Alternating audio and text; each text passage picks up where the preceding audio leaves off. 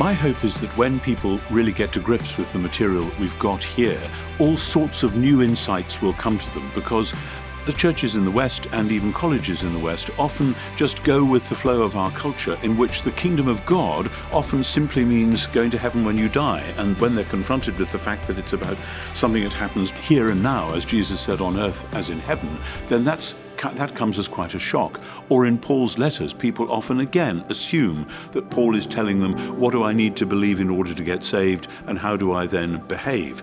And the idea that Paul is pastoring communities that are facing all kinds of social and cultural tensions, and that what we think of as the theological or spiritual meaning is absolutely bound up with who they are as a community.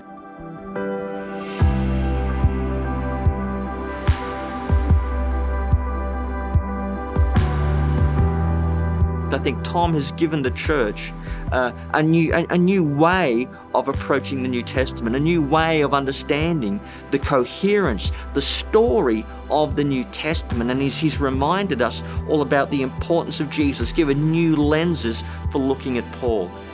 This book and the course that goes with it will give you a great entree, a great entrance into the world of the first Christians. This is something you want to soak up and absorb. You want to enter into this book.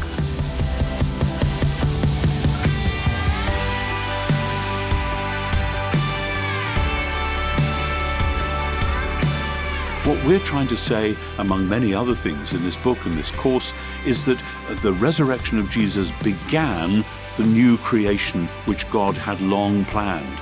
The evil in the world was in principle defeated on Good Friday, enabling new creation to be launched with Easter.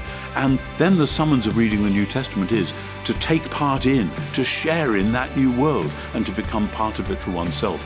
So this is an extraordinary, multifaceted resource. This is actually going to change the way we read this text.